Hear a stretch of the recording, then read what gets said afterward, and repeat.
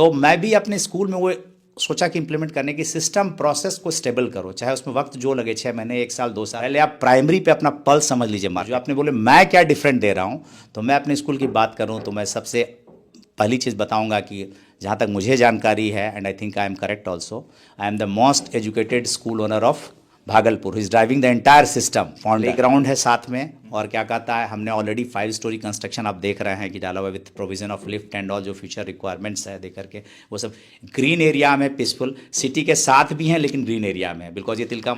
हमारे साथ फ्रेम में आपको जो बैठे हुए शख्स दिखाई दे रहे हैं, नाम है सीवी प्रियम, और भागलपुर में इन्होंने एक स्कूल की शुरुआत की है।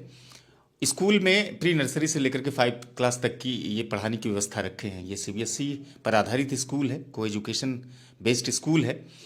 दरअसल ये शख्स पहले सेंट्रल गवर्नमेंट के ऑफिसर हुआ करते थे। दिल्ली आरकूपुरम में उन्होंने अपनी पढ़ाई पूरी की और भागलपुर के ही माउंट एसएससी स्कूल से उन्होंने पढ़ाई की पूरी। इस स्कूल को खोलने के पीछे क्या है इसकी सोच, और एजुकेशन को लेकर के क्या सोचते हैं, मॉडर्न एजुकेशन क्या है, और ख़ासतौर से जो पेरेंट्स के बीच में एक तरह का आपाधापी वाला माहौल रहता है कि बच्चों को किस स्कूल में हम एडमिशन दें, वो सारी बिंदु पर आज इस वीडियो में अपनी बात रखेंगे। इस वीडियो को आप ध्यान से देखिएगा, अगर वीडियो अच्छी लगेगी तो ज़रूर साझा कीजिएगा। आप सेंट्रल गवर्नमेंट की नौकरी किए, दिल्ली आरकूपुरम के एलुमनाई हैं, माउंट एसएससी से पढ़े हैं आप, और सेंट्रल गवर्नमेंट की नौकरी करते हुए आप बहुत सारे फील्डों में जाकर के, डिपार्टमेंट में जाकर के अलग अलग तरह से आपने काम किया। इसका मतलब है कि आपके पास बहुत सारे वेराइटीज़ के नॉलेज भी हैं। ग्लोबल प्रियम स्कूल की शुरुआत आपने प्री नर्सरी से 5 तक की। इसकी शुरुआत आपने भागलपुर में क्यों की और यही क्लास क्यों चुना? आप तो हो सकता था हायर सेकेंडरी के स्कूल भी खोल सकते थे। बहुत बढ़िया। देखिए सर, एक्चुअली क्या चीज़ है, आपने बहुत अच्छा सवाल किया। अगर इसको अलग अलग पार्ट में मैं आंसर करूं तो पार्ट 1 का आंसर ये है कि जैसे ज्योग्राफी के लिए अगर बात की तो हम पूरा मार्केट सर्वे किए इंडिया के अंदर कि कहाँ से स्टार्ट करें।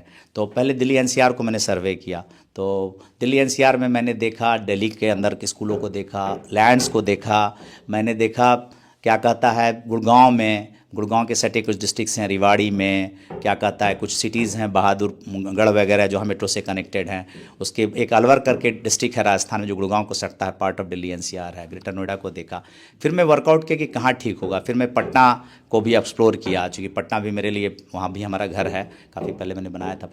तो क्या कहता है, और फिर भागलपुर को भी देखा। तो फिर मैंने सोचा कि कहाँ करें, तो फिर मुझे लगा कि नीड शायद भागलपुर को ज़्यादा है। एक सेकंड लेवल की स्कूल मुझे दिखता नहीं था। अगर बड़े स्कूल से बच्चे रिजेक्ट हो गए और उनके बजट में नहीं आ रहा है, अगर 2,500-3 हज़ार रुपये से नीचे वो कुछ ऑप्शन खोजे कि 1200, 1500, 800, 1000 के रेंज में कुछ हो, और एनुअल फीस कुछ 5,000, 8,000, 10,000 इस रेंज में हो, तो कुछ मुझे दिखता नहीं था जहाँ ढंग की बेसिक प्राइस। दूसरा है कि होम टाउन का फैक्टर था कि होम टाउन से थोड़ा इमोशनल अटैचमेंट सबको हो। तो मैं भी अपने स्कूल में वो सोचा कि इम्प्लीमेंट करने की सिस्टम प्रोसेस को स्टेबल करो, चाहे उसमें वक्त जो लगे 6 महीने 1 साल 2 साल। पहले आप प्राइमरी पे अपना पल्स समझ लीजिए मार्केट। बाकी सारी स्कूल्स तो आपको कॉम्पिटिशन्स देते होंगे, आप भी ये सोचते होंगे कि मैं भी दूसरे स्कूलों को कॉम्पिटिशन्स दूं, तो शहर के लोगों को क्या क्या प्रोवाइड करवा रहे हैं, जो कि एडमिशन का भी दौर चला हुआ है।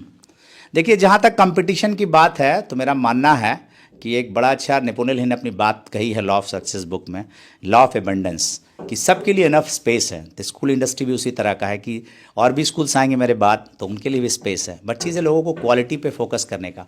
तो जो आपने बोले मैं क्या डिफरेंट दे रहा हूँ, तो मैं अपने स्कूल की बात करूँ तो मैं सबसे पहली चीज़ बताऊँगा कि जहाँ तक मुझे जानकारी है, and I think I am correct also, I am the most educated school owner of Bhagalpur, is driving the entire system founder.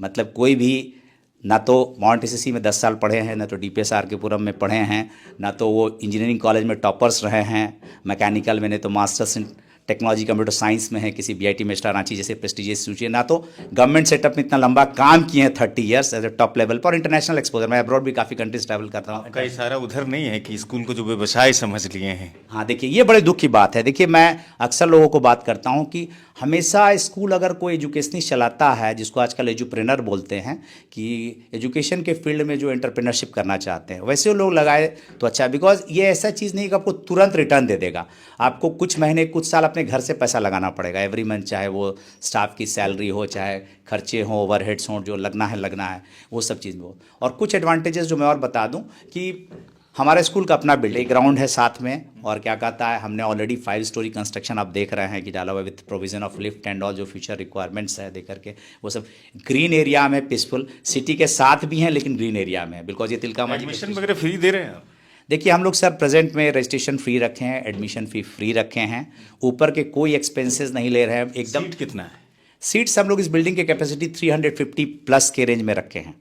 अब जिस स्पीड से बच्चे आएंगे उस स्पीड से भरेगा। अब तो पेरेंट्स को डिसाइड करना है कि हमें भी एक चांस दीजिए। अच्छा, भागलपुर के ये लगभग साउथ और ईस्ट जोन में ये स्कूल है, बिल्कुल। तो यहाँ पर लोकेलिटीज़ में पॉपुलेशन और शहरी पॉपुलेशन को कुछ डिफरेंसेस देखते हैं आप? देखिए हाँ सर, बहुत आपने सही अच्छा सवाल कहा। एक्चुअली हमारा स्कूल का ज्योग्राफिकल लोकेशन ऐसा है कि हम सिटी के बच्चों को भी कैटर कर सकते हैं। अगर लेफ़्ट की बात करें तो यहाँ हमारे लेफ्ट बाईं ओर से सजदानंद नगर, नीलकंठ नगर, तिलका मांझी, वो हटिया रोड में पूरा वो कवर होता है। और अगर हम दाईं ओर की बात करें दैट इज़ ईस्टर्न साइड, तो ये विलेजेस हैं, चाहे वो जीछो है, सरधो है, धनकर है, बड़ी धनकर, छोटी धनकर, सब और तक चले जाएँ पूरा, इवन आप माछीपुर रोड वगैरह चले जाए, माछीपुर चले जाएँ, तो ये सब। तो एक बेसिक डिफरेंस है दोनों एरिया में। एक तो पहले मैं देखता हूँ कि इकोनॉमिक फैक्टर तो थोड़ा है ही, वो बहुत ज़्यादा नहीं है, लेकिन सबसे बड़ा दिक्कत आता है मैं देखूँ कि वो बच्चों को माहौल घर में नहीं मिल पाता है। तो मैं एक अनुरोध करूँगा आपके माध्यम से, चूँकि आपके यूट्यूब के इस चैनल पे कई लोग देखेंगे, कि घर पे एक माहौल ज़रूर दें। चूँकि मैं वाले देखते हो बजट में फ़ीस भी पे कर लिए, बाकी चीज़ें हो गई, बट बच्चा को जैसे टीचर ने कुछ होमवर्क दे दिया, स्कूल से मिल गया, तो घर में कोई उसको देखने वाला नहीं है, ना मम्मी ना पापा।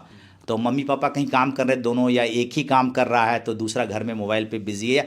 इंपॉर्टेंस ऑफ एजुकेशन नहीं समझना होगा। शुक्रिया सर, अब आपसे हम इजाज़त लेंगे और बातचीत के सिलसिले को ख़त्म करेंगे। आपने समय दिया सिटी टाइम्स को, इसके लिए बहुत बहुत शुक्रिया। थैंक यू, धन्यवाद सर, थैंक्स अ लॉट।